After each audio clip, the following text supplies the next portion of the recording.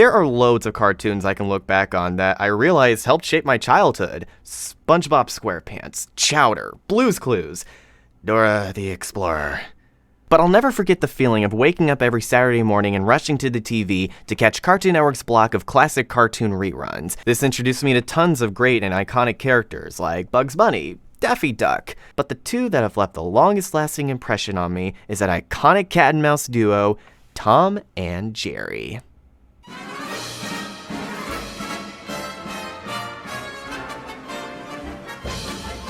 Back in my Death Battle Season 6 review, I said this: Wario vs. DDD took a page out of Tom and Jerry by focusing on the slapstick. They're two of the most famous silent film stars in animation because of how succinct and universal their comedy is, telling the story mostly through facial expressions and music alone. But that doesn't even come close to explaining the impact these two have left not just on my childhood, but the whole world of filmmaking, thanks to its incredible animation, legendary music, and timeless gags. Well, mostly timeless. And when I says out, Jasper, I means out.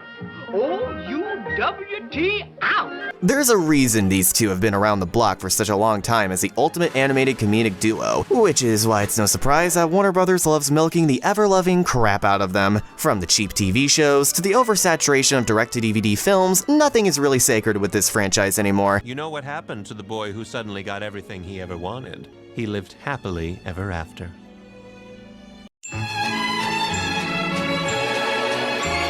As I'm sure most of you know, and can guess as to why I'm making this review now, we even recently got a live-action film, and we all know how good those are. But we're not here to talk about that movie. After all, this isn't Tom and Jerry's first foray into the big screen. In 1993, Warner Brothers gave us Tom and Jerry the Movie.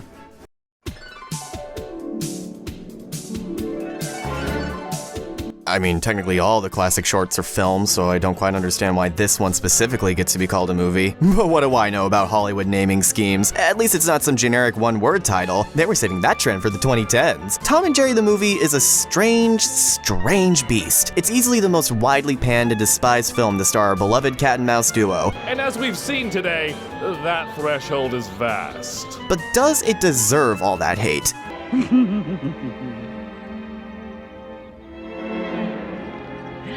Oh, I love it when you talk like that. Okay, yeah, it totally does, but not for the reasons you might think. This movie is without question a mess, but I honestly don't think it was a foregone conclusion of failure. In this video, I'm going to go over all of the major criticisms that get lobbed towards this movie, and hopefully by the end, I will have successfully explained why this movie is hated for all the wrong reasons. And considering how much Tom and Jerry mean to me as characters, I'll finally get the chance to have some form of closure on easily one of the strangest eras in their 80-year-plus long career. Before I talk about this movie any further, it's absolutely essential to understand what makes Tom and Jerry as a comedic duo work so well. That way, when we get to the Tom and Jerry we see in the movie, we can figure out where the filmmakers went wrong as well as right. To start, I'd like to do away with some very common misconceptions surrounding these two. Tom and Jerry are not enemies. It may have started out that way in the very first shorts, where they had a dynamic much more akin to Sylvester and Tweety, and we'd pretty much get plots like this. Jerry is minding his own business, Tom tries to eat him, antics ensue, Tom somehow survives this. This is the basic formula that never got changed. Is what I would say if Hanna-Barbera weren't absolute geniuses. As much as I love Looney Tunes, a majority of their shorts can be rather predictable with not much nuance. Meanwhile, Tom and Jerry to this day maintain an It's Complicated status on Facebook. Hanna-Barbera knew that if they just used the same formula from Puss Gets the Boot over and over again, things would have gotten stale very quickly, because if you maintain the predator versus prey relationship forever, then you're not giving yourself too much wiggle room when it comes to writing. As dark as some of these cartoons could get, the basic rule of thumb is that the predator can never get away with actually killing the prey. Now, before anyone references some obscure cartoon in the comments, I'm sure there are some exceptions, but for the most part, this principle holds true. But even when Tom was legitimately trying to eat Jerry, you can never really guess where some shorts were gonna go. Tom has shown sympathy towards Jerry. They've worked together against a common enemy. Hell, one of the most iconic moments of the entire series is Tom winning, but in a way that doesn't betray the unspoken rule of Golden Age cartoons. As the series evolved, so did the nuance of their dynamic. At worst, these two are petty rivals, but most of the time, they can be deemed as legit frenemies. After a certain point, Tom rarely, if if ever, actually tried to eat Jerry. Most of the time, it would just be the two of them competing against each other, or Tom simply being a dick for the sake of it. When Jerry gets messed with, you can bet on him coming back with twice as much force. If Tom is trying to eat someone, it's usually one of Jerry's companions whom Jerry is forced to save. Nibbles, Quackers, the goldfish, the canary, the woodpecker. Wow, there were a lot of shorts like that. But notice how not once during these shorts does Tom actually try to eat Jerry. The only other time Tom purposely tried to consume Jerry was when he was marooned on an island and literally had no other alternative. You probably don't remember seeing this episode on TV. Well, there's a pretty good reason for that.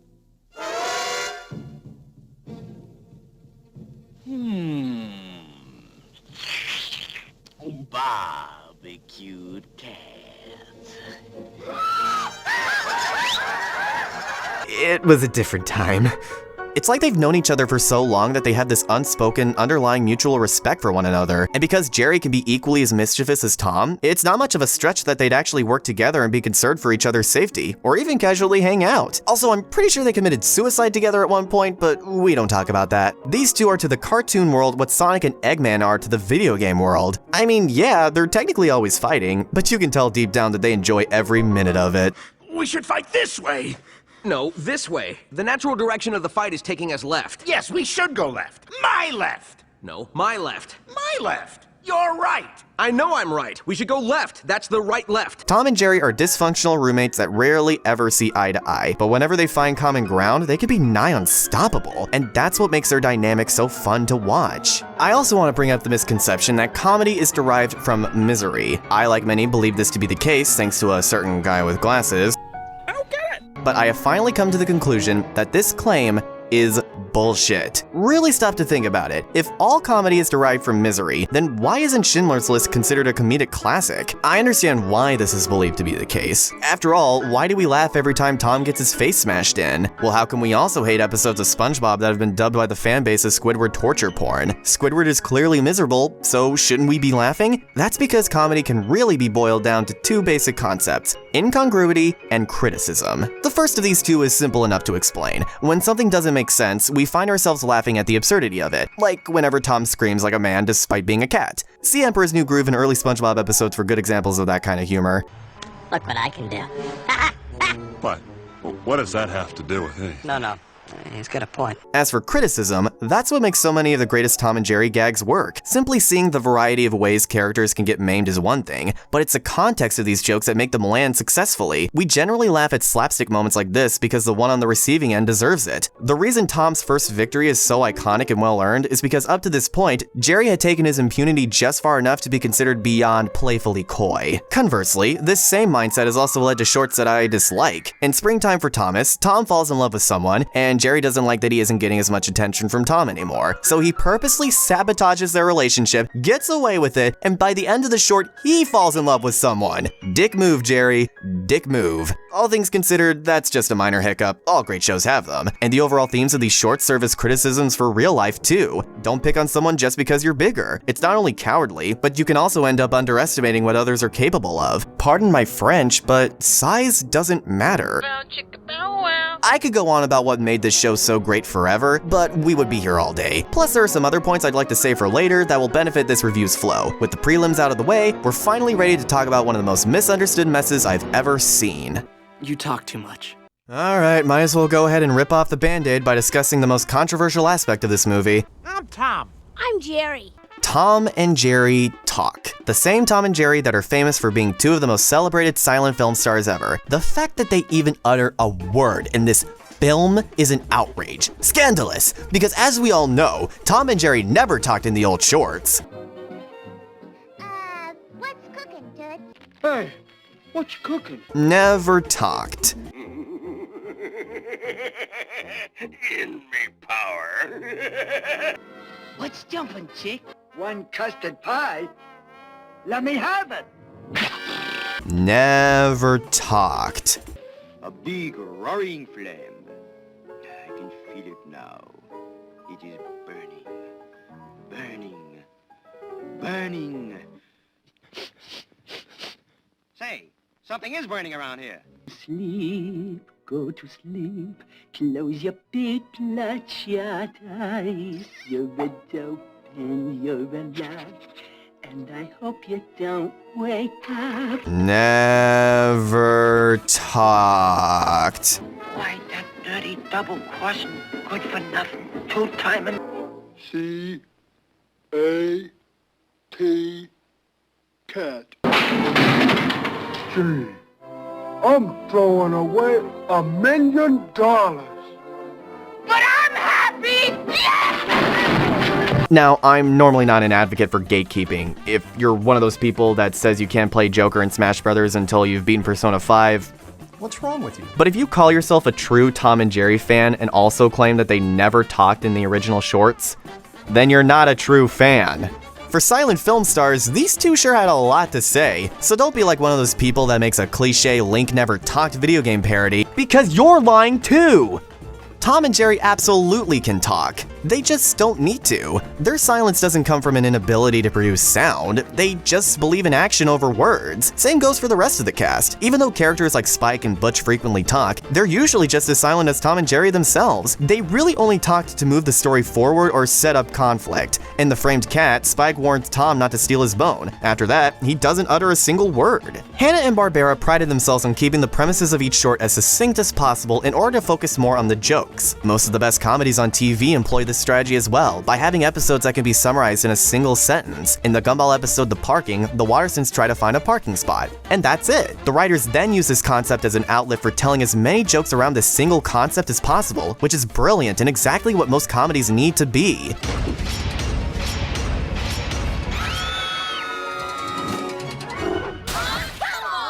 That's the real reason Tom and Jerry talking is a problem in this movie. It's not that they talk too much, it's that everyone talks too much, and it completely betrays what the original short stood for. And no, I'm not letting this movie off easy with the longer runtime excuse. We've seen before that kids' films with minimal dialogue can work. The moment when Tom and Jerry talk for the first time is also very full of itself. It treats these two talking like it's some grand, universe-shattering event. You talked! You've spoken to each other countless times. There's even an episode where you speak full sentences to each other consistently. Hey, you want to get back in the house, don't you? Yeah. Okay, then. You folks just didn't see it because of a Hitler reference. And the crew had to have known they've spoken to each other before, given the homages they make to classic gags in the opening. But you know what? We can't change what's already been done. So let's look at this situation for what it is and give it a fair chance. Tom and Jerry are voiced by Richard Kind and Dana Hill respectively, and as much as I love these two, I can't say they would have been my first picks. Richard Kind I can kind of get if I really squint my eyes, but Dana Hill is the one that really baffles me. Jerry's not a child. He's clearly supposed to be an adult in the show. I suppose they went with a woman due to his diminutive size, but wouldn't it have been more effective to get an adult and just make the pitch slightly higher? It would achieve the same result and make a bit more sense. But to be fair, Tom and Jerry could have been given any kind of voice and it would have fit just as naturally. Hell, Chevy Chase and Dustin Hoffman were originally set to star. Now that's a movie I'd like to see. The performances we do get aren't that bad, honestly. Both do a fine job and even have a semblance of chemistry. Nothing on the levels of Mike and Sully, mind you, but it's a start. It shouldn't be too surprising given both of their careers. Richard Kind may be a talented TV actor from shows like Spin City and Curb Your Enthusiasm, but he's also proven himself as a voice actor in movies like Inside Out and A Bug's Life. I said, well, how can I answer? You said I couldn't say another word. Dad, remember Mom? If you're a 90s kid, you'll likely recognize Dana Hill's voice from Goof Troop as Max Goof. I wonder what else she's done. I ain't even going near that. My point is that these two are talented actors, and when they're given a good script, they knock it out of the park. This is not one of those good scripts. Here where Tibet is? It's across the river. Into the woods. Over the hills. It's past Cleveland. My name is Cleveland. But talking isn't the only thing they do in this movie.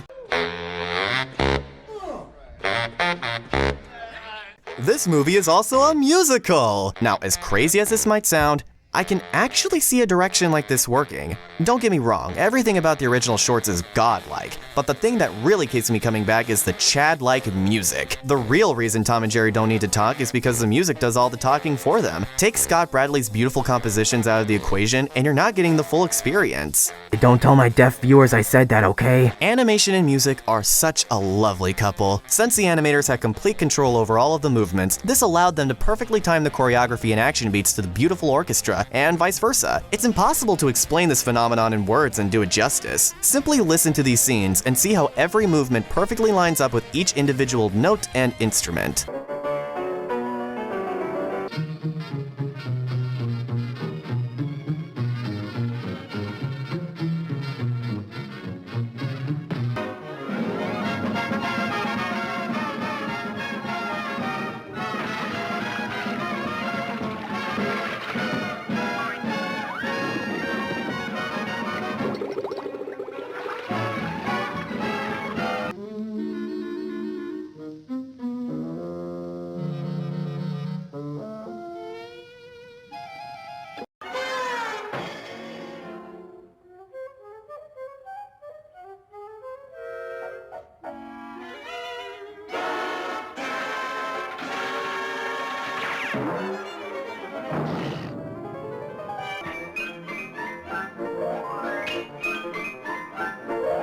A lot of classic Disney movies also had a tendency to do this.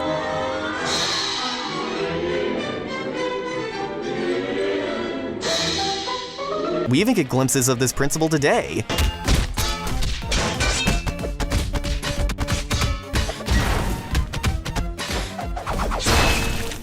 Going back to Tom and Jerry, given how important music is to their formula, the idea of giving them a musical isn't that far-fetched. It's not like they don't have experience singing. Because of how essential the music was to the experience of the original shorts, I'm totally on board for a Broadway-style musical if done right. If done right. I want to give the filmmakers the benefit of the doubt and say they added songs to honor the original short's music, but let's be real, we all know the real reason this is a musical. It came out in the 90s right after The Little Mermaid, Aladdin, and Beauty and the Beast were monster hits. Animated musicals were the hot trendy thing to do at the time, which would explain why all the music in this story feels so tacked on. To make a Broadway musical, the general structure is having an opening number to establish the setting and let the audience know that this is a world where people break out into song. There also needs to be an I Want song to set up our protagonist's desires and goals, have a song for the villains and side characters to convey their personalities, maybe throw in a few gag songs here and there for fun, a love song perhaps, and bam, you're all set. Following this basic formula is what led to Disney's success during the Renaissance era. This film doesn't really do that. For now, I'm going to ignore the quality of the songs themselves and instead focus on their relevancies. If the songs you write for your musical could be cut out and the story largely stays the same, then that's a sign that you need to go back to the drawing boards. To help get my point across, I'm going to use one of my personal favorite musicals as a point of reference by comparing its own song structure with this film's, and that musical is Trolls. I'm not! Why won't you sing? Because singing killed my grandma, okay? I'm only kidding, it's the producers. Instead of gushing about how much I love this play, that's a review for another day, I want to highlight each song in the show and deduce if it could be reasonably cut without largely changing the overall experience, and then use the same test on Tom and Jerry the movie. Keep in mind from here on out, I'm mostly referring to the actual Broadway show as opposed to the 2005 movie. Also, I'm not going to go over literally every song in the play because that'd take forever. We're gonna be the producers of a great big Broadway flop. Just the ones that are over a minute or not a reprise. Opening night establishes the setting and lets the audience know this is a world where people sing even outside of the stage. Essential. The King of Broadway serves as Max Bialystock's I Want song, as well as giving us insight into his past. Essential. We Can Do It. A constant back and forth between Max and Leo on the morality of making an intentionally awful play and sets up the step-by-step plan of the film. Essential. I Want to Be a Producer. I mean, come on, I Want is literally in the name of the song. This is our first insight into Leo's true passions and shows he's more than just a neurotic pushover. Essential. Der Guten Tag Hauptklapp. This, along with In Old Bavaria, gives us everything we need to know about Franz. He's a one-track-minded individual who glorifies Hitler to no end. Essential. Keep it gay. We learn about what Roger Debris values in show business, and it takes a whole song to eventually convince him to direct Springtime for Hitler. Essential. When you got it, flaunt it. This is Ula's audition for the play. We learn she's easily influenced as well as legitimately talented. And we also sympathize with why Max and Leo are so infatuated with her. Essential. Along Came Bialy. We get to see how Max raises the funds for the play, as well as why the old ladies are so fond of him. Essential. That face. This movie's love song. Leo and Ula officially become an item, and Ula helps Leo come out of his shell. Essential. Habe Sie gehört das Deutsche Band. Another audition number where we find out who will be playing Hitler. Essential. You never say good luck on opening night. At first glance, this one doesn't seem all that important to the story, but it's alright to throw in gag songs every now and then where our characters get to be entertaining for the sake of it. Plus, the payoff at the end where Franz actually breaks his leg and can't perform is important to the story, and it wouldn't have left as much of a comedic impact without this song as build-up. Essential. Springtime for Hitler. Do I even need to justify this one? The whole play has been building up to this moment, and it's the only song that actually appeared in the original story.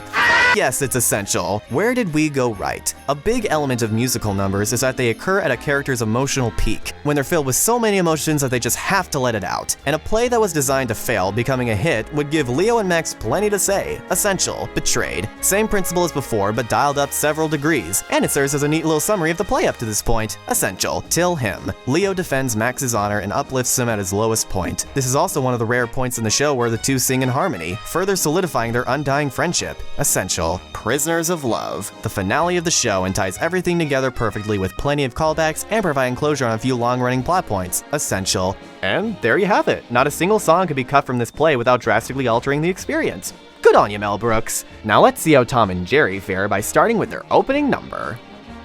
There is no opening number, is there? Friends to the End. A random dog and flea encourage Tom and Jerry to get along. This is a song that most people point to as the worst for turning Tom and Jerry into friends. Ignoring everything I established about their relationship prior, this song doesn't actually do that. Sure, Tom and Jerry sing along, but they still don't agree to work together by the end of it. It's not until after the next musical number they do that. Friends? That's disgusting.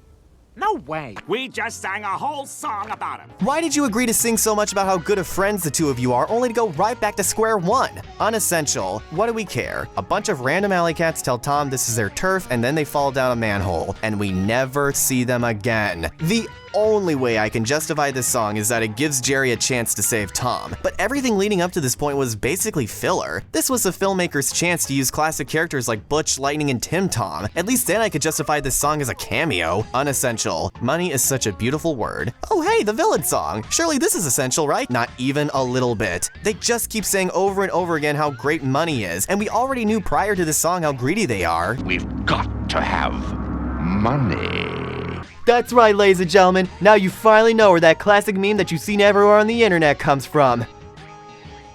The Tom and Jerry movie.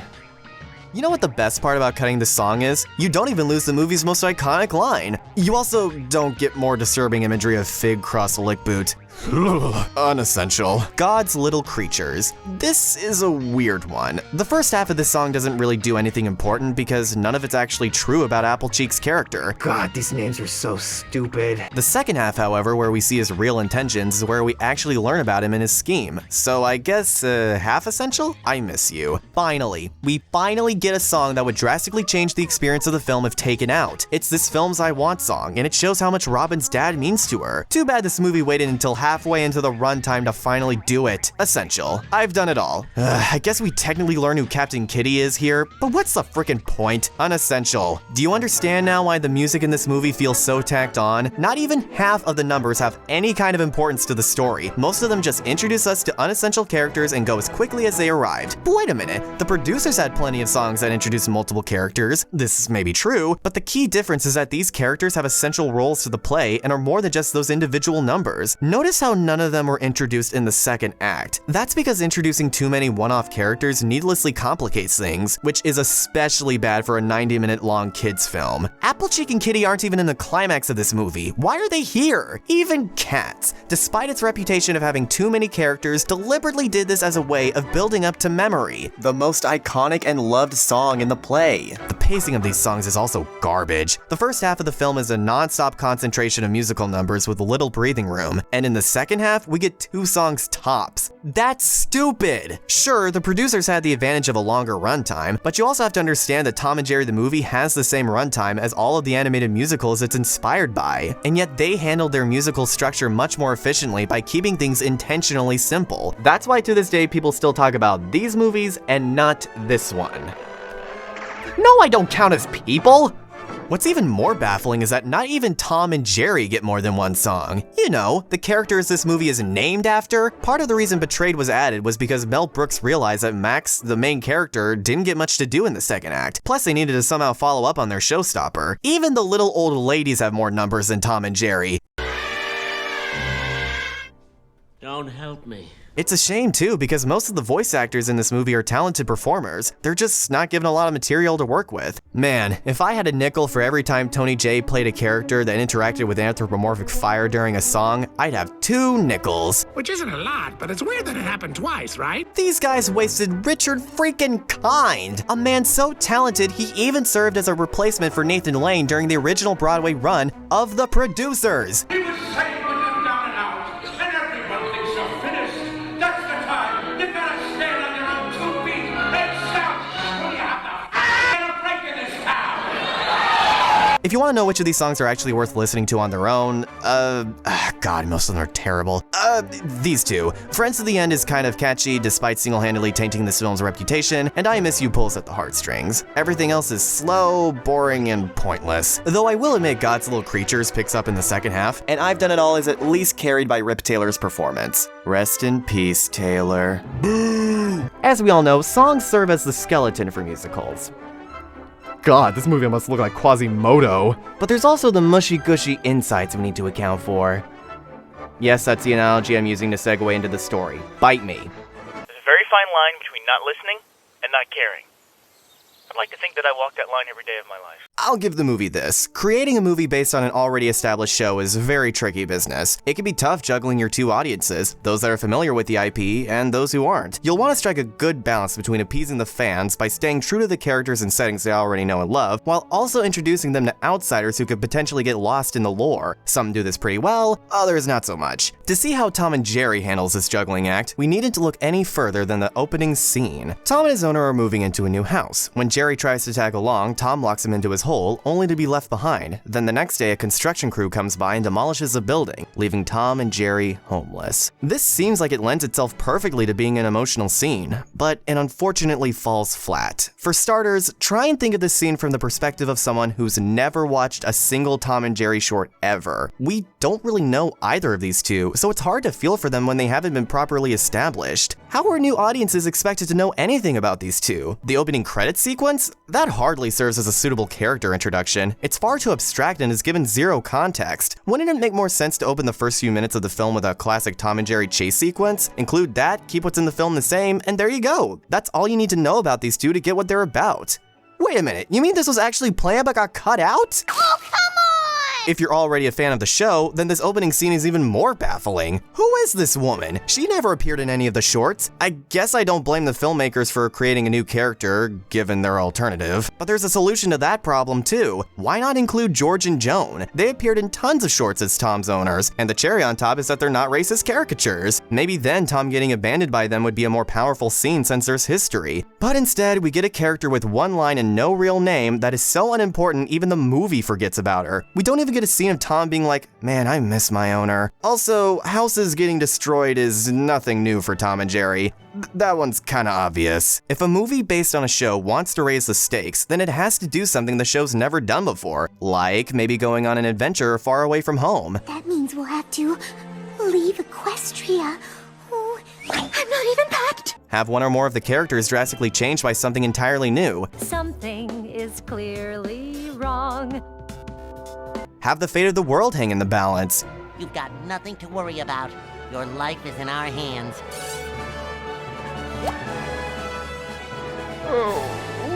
Even introducing a new character is better than what this movie does.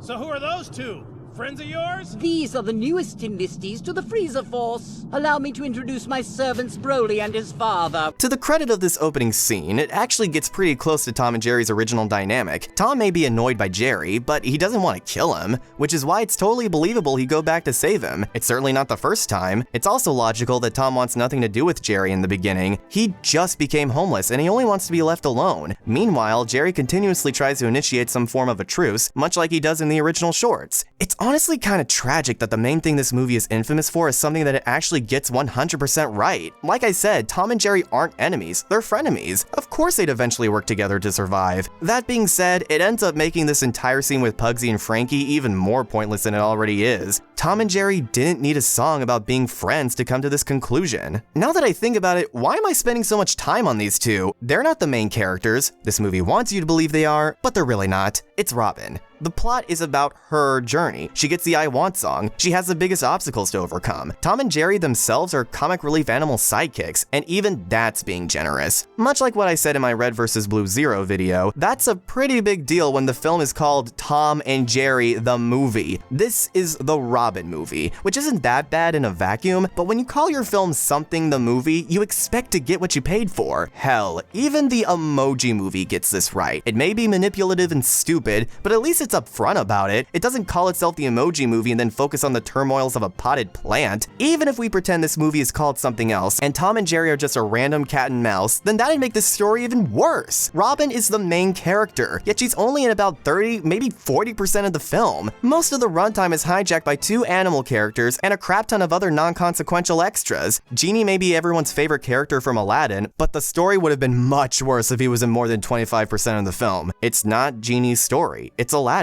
This isn't Tom and Jerry's story, it's Robin's. I never thought one of the worst aspects of a movie about Tom and Jerry could possibly be an overcomplicated plot, but this movie somehow does this.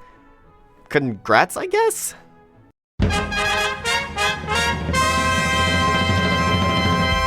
And now we get to arguably the biggest problem this film runs into when you consider the characters being used and their legacy. The animation just sucks. Consider for a moment what went into crafting every original short from the 40s and 50s, at least whenever Fred Quimby was a producer. Each short had a budget of $50,000 and took about 6 weeks to complete. Barbera did most of the storyboards, character designs, and layouts, while Hanna made sure the timing of the animation with the music was perfect, as well as supervising the animators. And yes, he also provided all of Tom's iconic screams.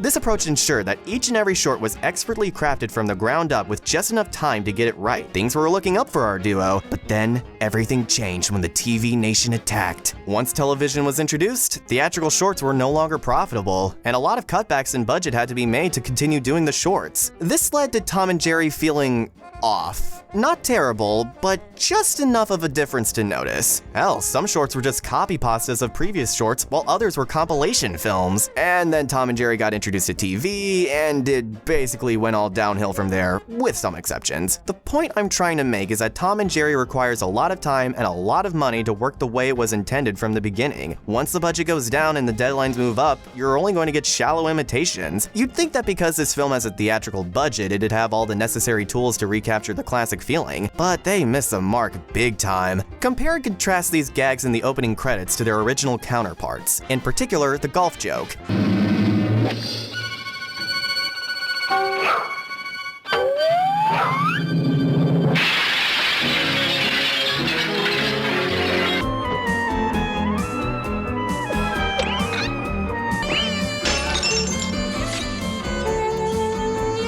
There's no more weight, the sound design is off, we don't get a reason for the ball returning like we did before, and the music doesn't service the temporal beats. As much as I love Richard Kind, he can't even begin to hold a candle to Hannah's yelling.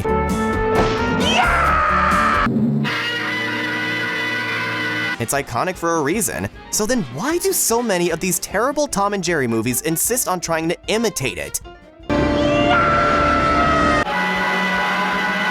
The archival recordings are right there. Frickin' use them! Part of the charm of the old shorts is how much they pushed the limits of cartoon violence while still remaining family friendly and not once getting gory. But look at this! He's dead. He's straight up dead. What were they thinking? I hope you enjoyed those gags at the beginning, because that's pretty much all the decent slapstick you're gonna get out of this film. And whenever we do, it doesn't fit because of the way this film is animated. Remember when I said the animation sucks? Well, there's a bit more to it than that. The actual movements are fine, but it's so much slower and awkward compared to the energetic and violent tone of the original shorts, and it can lead to really uncomfortable moments like this.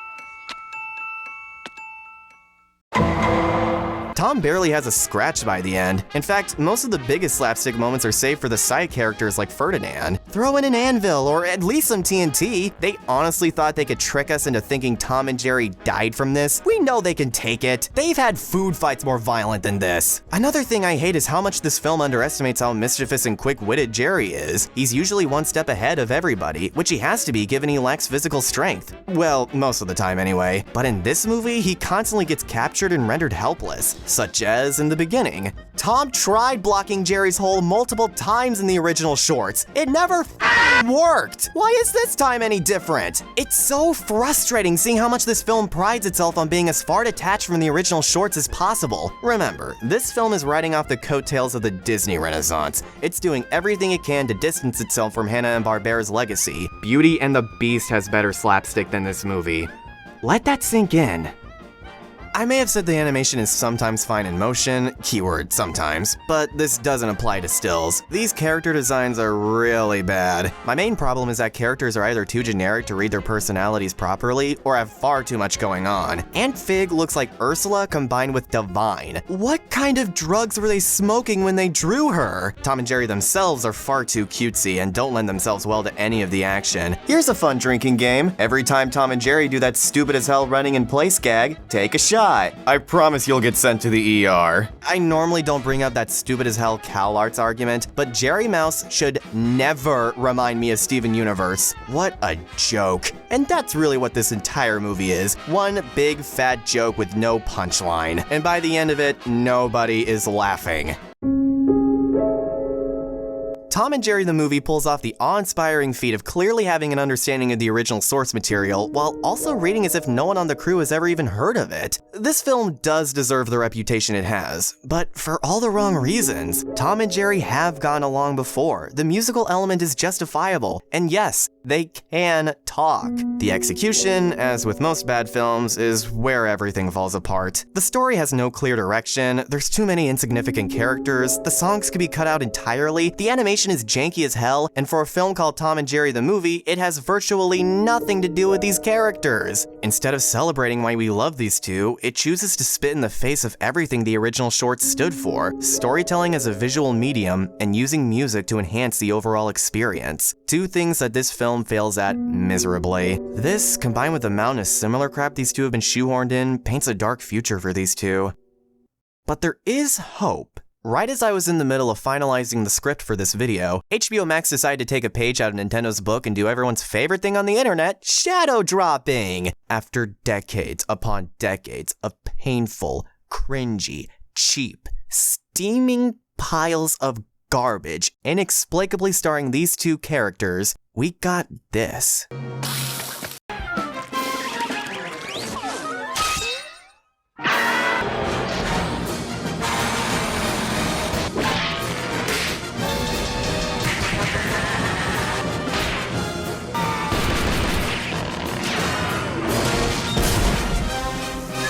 That's what we've been waiting for! It's what we wanted all along! Yes! Oh, yes! All of my yes! We finally get something that not only understands the original shorts, but also recaptures their spirit. The animation is smooth and lets every hit feel powerful. The archival recordings get used properly and just enough to not overstay their welcome.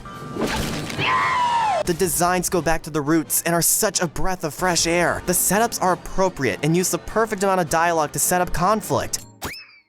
Nani? Their dynamic harkens back to their time as rivals, giving opportunity for unpredictable endings. And the music! Oh, I just... mwah! These shorts were created by the same team behind the Looney Tunes cartoons, another project that aims to cut out the bullshit and recreate the experience of the originals. From now on, I trust no other team to do these characters proper justice. Thank you, Pete Browngardt, creator of Uncle Grandpa!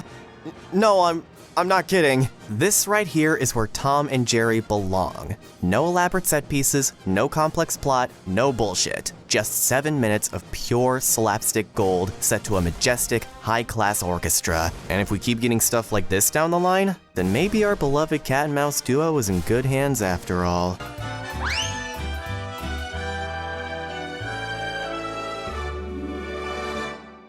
And you know what? These shorts were made to promote the live-action movie, so maybe I can expect a similar level of quality. I think I'll watch it now!